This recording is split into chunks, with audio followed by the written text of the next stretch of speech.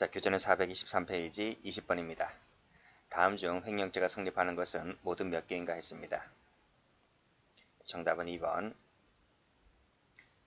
자, 디귿 동그라미, 리을 동그라미. 자, 기억번 가면 전원 공유에 속한다고 했죠. 그 일부를 그중 1인이 독점하고 수령한 임차료, 이 임차료는 전원의 공유에 속합니다. 그런데 이 친구가 임으로 소비할 수 있는 처분 권한이 있습니까? 없습니까? 없다는 거죠. 그래서 횡령죄가 되지를 않고. 2번. 자, 요 니은도 전 시간에 앞 시간에 풀었는데 요 약정이 있죠. 요 약정이 바로 뭐다? 대금 지급 방법의 하나가 되는 거죠. 대금 지급 방법 하나를 설정한 것이지 이 약정했다고 해서 이게 네 물건이 되는 게 아닙니다. 그래서 이 돈을 차용해서 소비했다 할지라도 매수인에 대한 관계에서 횡령이 되지를 않습니다. 자, 디귿번. 자, 구분 소유하였다. 편의상 공유지분 등기를 해두었다. 그리고 분할되면서 분할 전 토지 공유지분 등기가 A, B 토지에 그대로 전사되었다.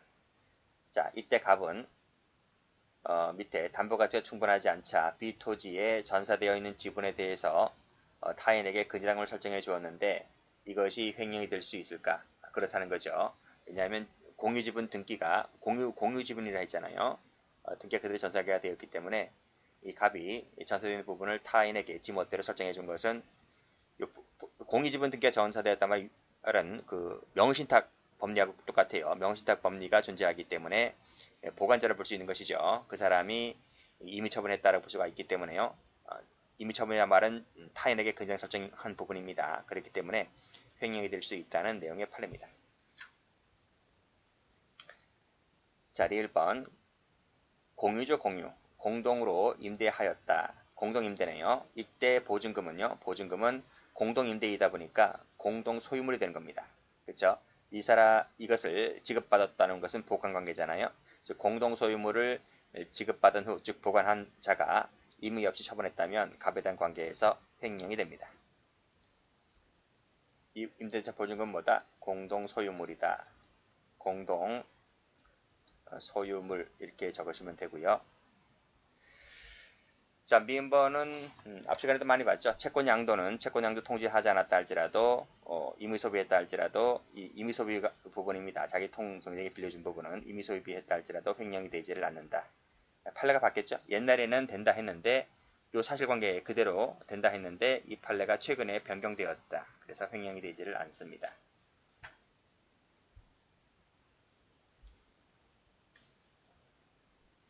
자, 그래서 이제 정답이 바뀌게 된 거죠. 정답이 뭐야? 여기 22년도죠. 22년도. 근데 문제는 21년도죠. 21년도였기 때문에 답이 바뀐 거예요. 답도 그래서 2번으로 바뀐 거예요. 자, 21번입니다. 경찰 승진 문제인데 옳지 않은 것은 냈습니다. 정답은 3번. 자, 기억 동그라미, 리을 동그라미. 자, 기억번 가죠. 자, 사립학교 교비회계에 속하는 교비회계에 속하는 수입이죠. 이것을 다른 용도에 쓰게 되면 횡령죄가 됩니다. 이 교비회계라는 것이 용도가 정해져 있습니다. 정해져 있기 때문에 그 용도대로 반드시 써야 됩니다. 안 쓰면 횡령입니다. 자, 니은도 풀었을 거예요. 대표이사는 회사의 재물을 보관하는 자이기도 하지만 개인적인 채권을 가지고 있다면 채권자로서의 지위도 동시에 갖고 있다 했습니다. 따라서 이 돈을 자기 채권 변제에 충당했다 하더라도 횡령이 되질 않는다. 왜? 채권자로서의 권리를 행사한 부분이기 때문에. 자, 보관하는 자가 함부로 인출해서 소비한다든지 반환받았음에도 반환을 거부한다든지 했을 때는 횡령이 되는 거죠. 안 된다. 틀렸습니다. 자, 1번. 자, 이건 총론 시간에 나오죠. 불가벌적 사후행위 관련해서 나오는 부분인데 보관 중인 자가 저당권 설정하면 횡령이 된다 했습니다. 종직 명의신탁은 명의신탁이라 하더라도 유효한 거예요. 유효한 명의신탁이다. 판례가 바뀌었다 하더라도 여전히 유효합니다. 횡령이 되는데 자, 그 이후에 이를 매도했잖아요. 제3자에게. 이것은 뭐다? 새로운 법익 침해가 있기 때문에 별도로 또다시 횡령이 됩니다. 불사가 안 돼요. 불사가 아니라 또다시 횡령이다. 경합범이다. 두 개의 죄가 됩니다.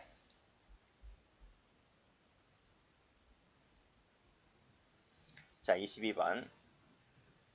다음 중 옳지 않은 것을 골라라. 답은 3번입니다. 역시 경찰 1차 문제인데 해경 승진해서 통으로 베꼈어요. 자, 공유자 중 1인이 다른 공유자 지분을 임의로 처분할 수 있는 권능이 있다 했습니까? 없다 했잖아요. 그렇기 때문에 횡령이 되지 않는 거예요. 자, 여기까지 맞아요. 자, 구분 소유자 전원의 공유에 속하는 역시 마찬가지로 이 임대료도 역시 마찬가지로 전원의 공유에 속하기 때문에 소비했다 할지라도 역시 마찬가지로 처분 권능이 없어서 횡령죄가 되지를 않는다. 이 얘기입니다. 자, 2번. 자, 사용자는 매월 임금에서 국민연금 있죠? 연금. 즉 국민연금 보험료 중에서 근로자가 부담해야 할 기여금을 원천 공제해서 근로자를 위해서 보관하고 있고, 그래서 국민연금관리공단에 이 보험료를 납부를 해야 됩니다. 누가? 사용자가. 그래서 50%를 납부하게끔 돼 있어요. 그렇죠? 일할 임무를 띠게 된다. 이걸 안 하면, 이걸 위배해서 납부하지 않으면 횡령입니다. 횡령.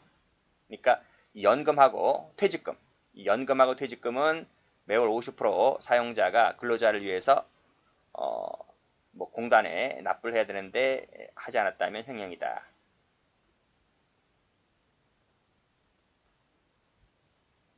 자, 3번. 자, 구상금 집행 확보를 위하여 조합원들에 대하여 예금 계좌에 초과로 입금된 개발부담금 반환을 거부했다. 이 반환 거부도 그냥 단순히 반환 거부면 횡령이 될 수가 있죠. 단순히 반환 거부가 아니라 앞에서 말씀드렸듯이 반환 거부가 자기와 동일시 될 수 있을 정도가 되면 횡령이 될 수가 있는데, 그 반환 거부에 있어서 나름대로의 정당한 이유가 있다면 횡령이 되지 않거든요. 근데 여기 보면 구상금 채권 집행 확보를 하기 위해서, 그 말은 반환 거부할 수 있는 정당한 이유가 있다는 거야. 정당한 이유가 있기 때문에 반환 거부했다 하더라도 횡령이 되지를 않습니다. 불법 용도 의사 인정되지 않습니다. 이 판례 뒤에도 한 번 더 나올 겁니다. 아파트 특별초선 충당금 변호사비 사용료 앞에서 풀었죠. 그쵸? 여기 보시면 구분 소유자들 입주민들로부터 포괄적인 동의를 받아 한 부분이기 때문에 부합하는 용도로 사용한 것으로 볼 수가 있다면 횡령이 되지 않는다고 했습니다.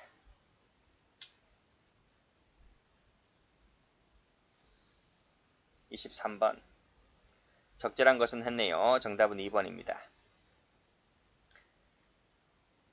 자, 근저당권 설정 등기를 마치는 방법으로 횡령하여 취득한 구체적인 이득액은 그 시가 상당액에서 위 법명전에 설정된 피담보 채무액을 공제한 잔액이다. 공제한 게 아닙니다.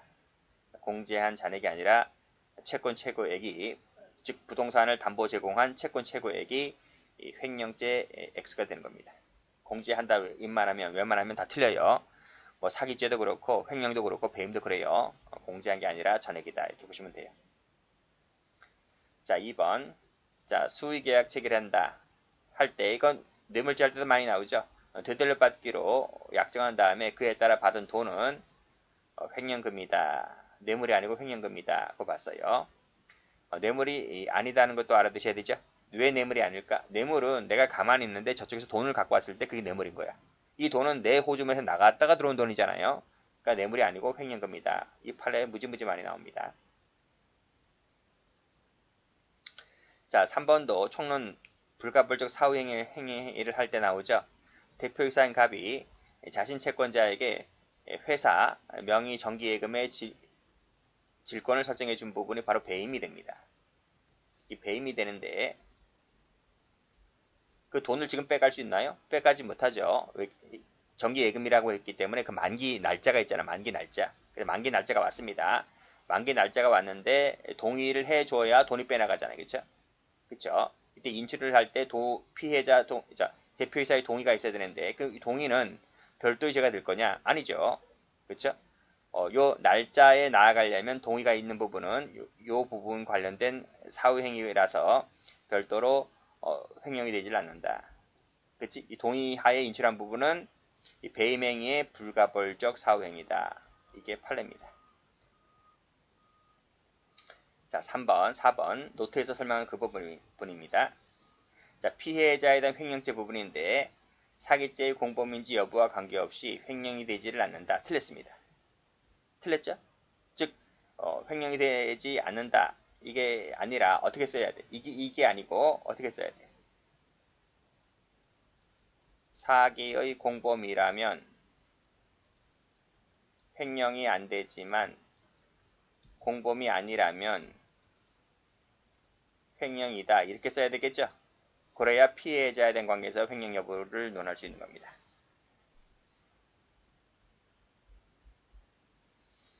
24번. 옳지 않은 것은 경찰 2차 문제입니다. 답은 3번. 1번에 보관하던 중 반환 거부하였다면 횡령이죠? 그치? 이거 봐요. A 종친회 회장인 갑이 공탁관에게 제출하는 방법으로 피공탁자로 하여 출급받아 편취하였다. 이건 사기네, 사기. 이 부분은 사기네. 자, 이를 종친회를 위해서 보관하던 중에 반환을 거부했다. 그럼 이 부분이 횡령이 될까? 이런 말입니다. 그러면 종친회는 이 종친회를 보관하던 관계에서 반환 거부했는데 그럼 종친회는 피해를 2번 받나? 사기 1번 당하고 횡령 1번 당하고 그러면 액수가 뭐 2배가 되나? 그게 아니죠. 이 부분은 뭐다? 새로운 법익 침해가 없기 때문에 불가벌적 사후행위다. 그래서 사기밖에 안 된다. 이런 얘기입니다. 여기 나와 있네. 사기죄가 되고 그 후에 반환 거부했다 하더라도 별도로 횡령이 되질 않는다. 그 이유가 불사이기 때문에. 자, 기부금 명목의 돈은 불법 어린 급여물이 아닙니다. 불법 어린 급여물이 아니라서 이를 소비하게 되면 횡령이 됩니다. 자, 신탁자가 당사자가 되어서 바로 등기를 매도인으로부터 수탁자 앞으로 직접 했다. 이런 얘기 나오는데 이게 무슨 명의신탁인가요? 중간생략 등기형이죠. 등기형인데 반환 거부하면 횡령이 된다 했습니까? 안 된다 했습니까? 안 된다 했잖아요.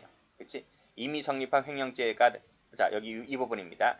명의수탁자가 이 부동산을 임의로 처분했다 했을 때 이 부분 임의 처분한다 했을 때 횡령이 안 돼요. 그치? 안 되기 때문에 나머지 반환 거부했다 하더라. 아니 이게 횡령이 안 되는데 이것이 횡령이 돼요? 안 되는 것이다. 근데 판례가 뭐라 했어요?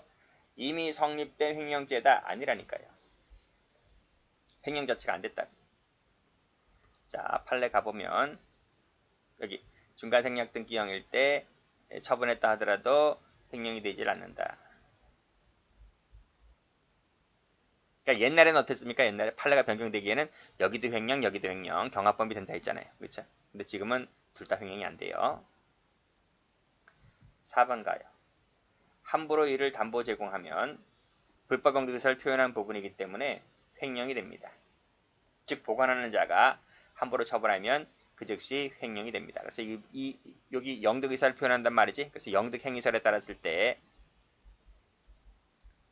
이 판례를 두고 우리 학자들은 아하 우리 판례가 영득행위설을 취했다라고 해석을 하고 있는 거예요. 영득의사라는 말을 친절하게 써주고 있기 때문에.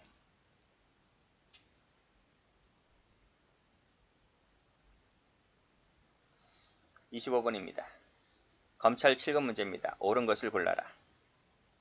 답은 4번. 자, 또 나왔지? 지긋지긋하게 나오죠? 자, 알고 했습니다. 알고 통장을 빌려줬다. 사기죄 공범입니다. 이것을 임의로 인출했다 하더라도 사기죄 범인에 대해서는 횡령죄가 되지를 않는다. 그치? 2번. 사기 범행을 통해 취득한 것이라는 사실을 알면서 받았다. 무슨 말이지? 불법은 급여물이죠. 이 돈은 범죄행위잖아. 범죄행위. 범죄행위를 취득한 것은 불법원인 급여물. 이기 때문에 임의 소비했다 하더라도 횡령죄가 되지를 않고. 또 나왔네. 자, 알고 있지, 알고. 이 똑같은 거야. 1번하고 3번이 똑같은 판례입니다. 알고 통장을 양도했다. 이때는 피해자를 묻고 있지. 여기서는 사기죄 범인에게 묻고 있고 여기는 피해자에게 묻고 있어요. 그랬을 때 횡령 돼 안 돼? 안 된다고요. 새로운 법이 여기서는 횡령이 안 되는 이유가 보호 가치가 없기 때문에. 이 범인에 대해서 보호 가치가 없기 때문에 횡령을 부정했고, 여기서는 사기죄 공범이니까 새로운 피해가 발생하지 않았기 때문에 그래서 횡령이 안 되는 거예요. 이유가 좀 다르지? 돈을 빌려주면 갚겠다고 거짓말을 했습니다. 그래서 차용금을 편취했으니까 사기죄가 되겠네요. 그치? 사기죄가 성립합니다. 이거 잘 읽으셔야 돼. 사기죄가 성립을 했다고요. 그래서 화면 이것을 소비했다 할지라도 횡령이 돼 안 돼? 안 되지. 왜? 3번하고 똑같은 논리야. 왜? 새로운 피해 법칙이 없으니까.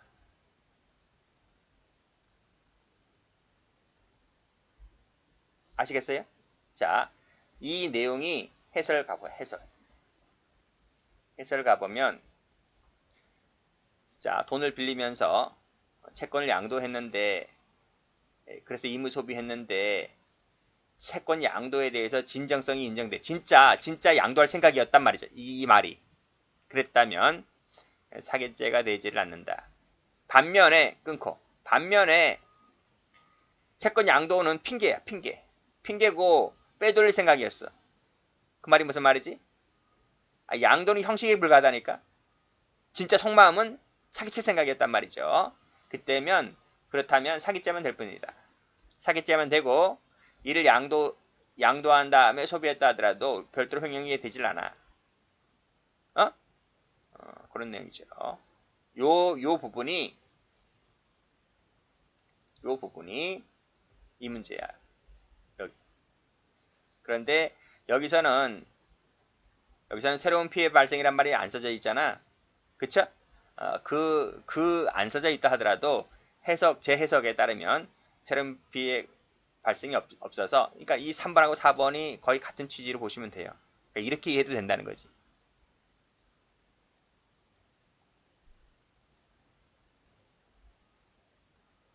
최근에 아주 기출문제들이 쫄깃쫄깃한 것들이 많이 나와 있어요. 출제자들이 뭘 좀 알고 출제한다는 거예요. 간부 문제 갑니다. 옳지 않은 것을 골라라. 답은 2번이죠. 자, 영득의사라 했습니다. 영득의사의 개념은 쭉 보시면 나와 있고요. 뭐 이익을 다 안 읽어봐도 되지. 사후에 반환하는 의사가 있다 하더라도 야, 이런 말 누가 못하냐, 그죠? 나중에 갚을 생각이었다, 이런 말 누가 못해요. 영득의사가 인정됩니다. 2번 담보물을 제공받을 때 그 물건이 채무자가 보관 중인 다른 사람의 물건임을 알았대요. 알았다면 횡령죄의 공모 가담했다라고, 즉 이 말이 무슨 말이에요? 횡령죄의 공범이라는 얘기잖아. 지금 횡령죄의 공범이라고 볼 수 있어요? 이걸 뭐라 그래? 알았다. 이게 단순 악의야. 단순히 알았다. 단순히 알면 다 범죄인이 되는 겁니까? 단순 악의면 범죄인이 안 돼요. 범죄인이 되려면 적극 가담해야 돼. 교사하거나 범죄 행위에 적극 가담했을 때 한해서 그 범죄의 공범이 된다. 이렇게 나오잖아요. 횡령이든 배임이든. 그래서 단순히 알았다는 것만으로는 죄가 안 돼요. 이게 뭐 죄가 돼. 자, 3번입니다. 자, 보관 중이던 자가 근저당을 설정해버린, 이거 풀었잖아. 횡령죄 기수가 된다 했습니다. 끊고 매각됐지? 그러면 새로운 법익 피해가 발생했기 때문에 별도로 횡령죄가 됩니다. 경합범이 됩니다. 자, 4번 보관하고 있던 사람이 영득함에 있어서 기망행위를 썼다면 횡령죄면 될 뿐이죠. 왜 사기죄는 안 될까요? 사기죄 안 돼요. 왜 사기죄가 안 돼요? 이거는 타인 소유 자기 점유잖아. 사기죄는 타인 소유 타인 점유. 이건 자기 점유라서 사기죄는 안 되고 횡령죄만 될 뿐입니다. 여기까지입니다.